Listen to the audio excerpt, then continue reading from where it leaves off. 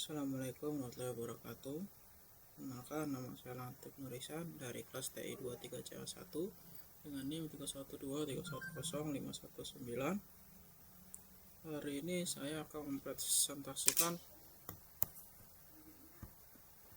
hasil analisa dan perancangan sistem saya dengan judul Rancang bangun aplikasi pembayaran SPP berbasis Java Desktop. Sebelum masuk ke demo, saya ingin membedah arsitektur database yang menjadi otak sistem ini. Saya tidak menggunakan flat file melainkan relational database.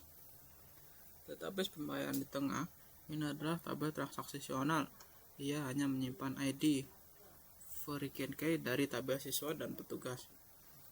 Lalu normalisator, saya memisahkan tabel siswa dan kelas.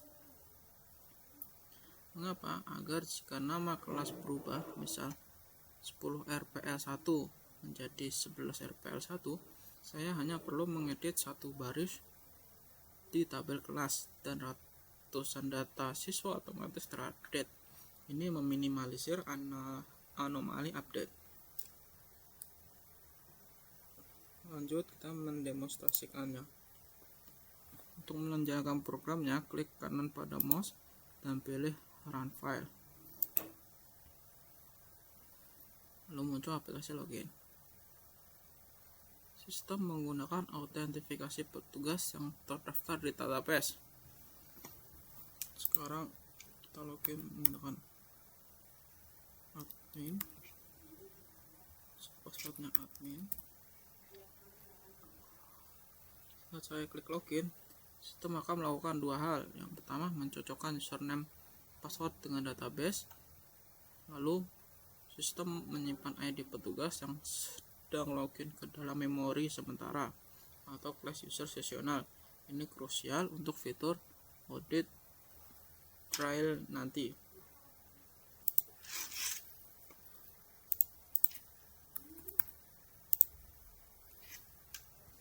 Lalu kita ke from data siswa.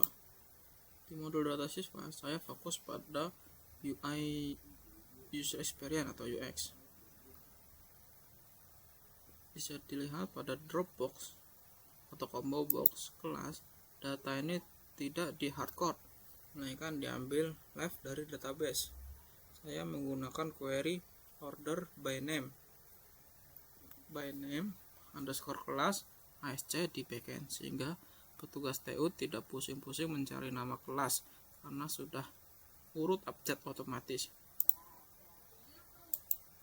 Dan untuk transaksinya, sekarang kita ke fitur yang paling kompleks, transaksi. Kita masukkan salahnya.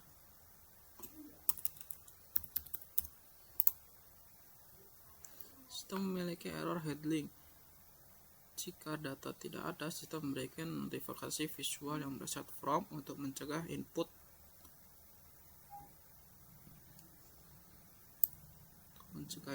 Data sampah.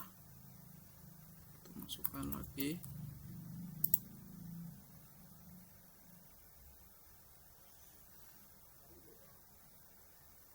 Pilih bulannya, pilih jumlah bulan yang akan dibayarkan.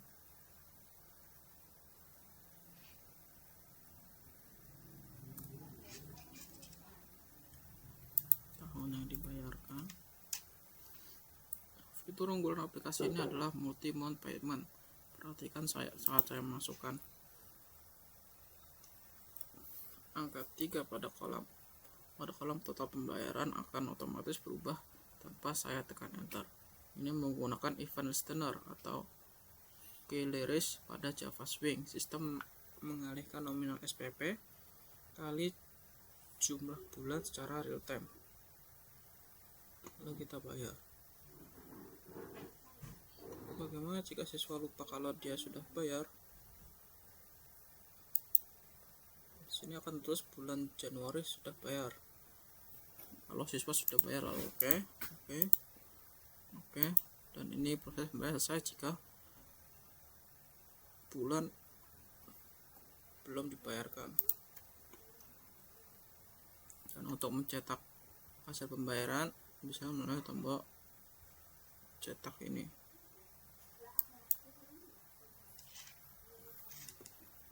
Lalu pilih Microsoft Paint PDF, terus print, dan tunggu proses sedang print.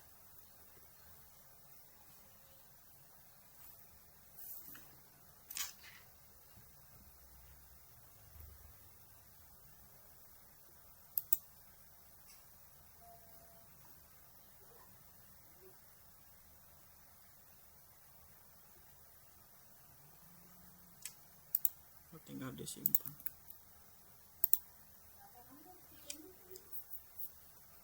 Cetak berhasil, tinggal dilihat di penyimpanan tadi. Ini adalah bukti transaksinya. Selanjutnya, sebuah aplikasi yang baik tidak hanya dilihat dari kulitnya, tapi dari efisiensi kodenya. Izinkan saya membedah 3 logika utama di balik aplikasi ini.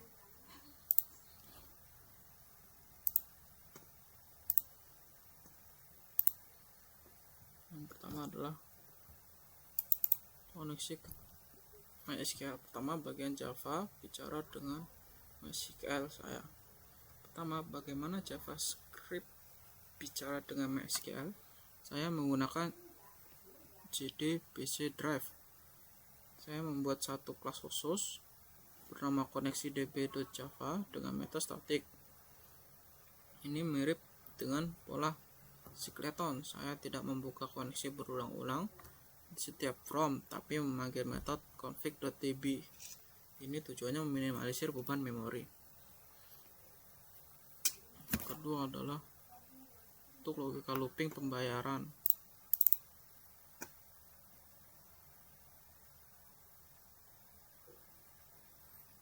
Dan ini adalah codingan untuk pembayarannya.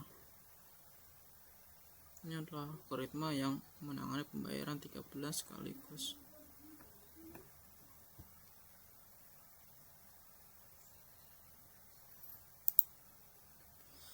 Ini adalah algoritma yang menangani pembayaran 3 bulan sekaligus. Silakan perhatikan barisan for in ini. Logikanya adalah saya mengambil indeks bulan dari array Januari sama dengan 0, Februari, dan seterusnya. Di dalam looping saya menggunakan i++. Critical point sebelum perintah insert, saya menyiapkan validasi Java select from where.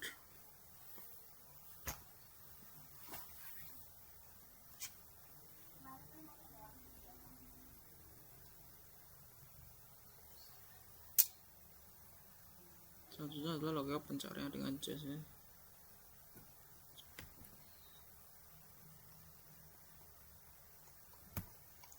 Selanjutnya ke pembayaran.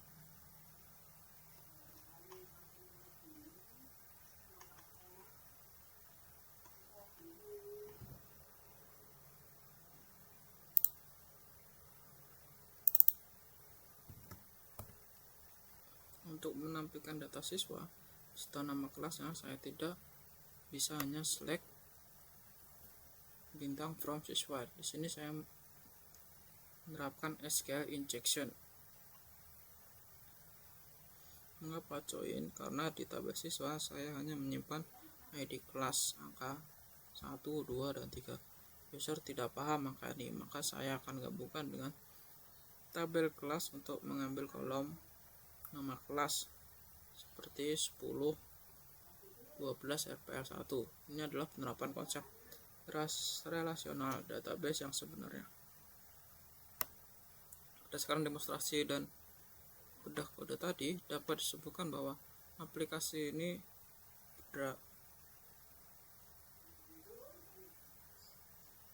memiliki keunggulan. Yang pertama, robustness atau ketahanan. Aplikasi tidak crash saat user salah input berkat expression handling atau try catch yang saya pasang di setiap block code. Yang kedua adalah kapabilitas. struktur database yang terorganisir,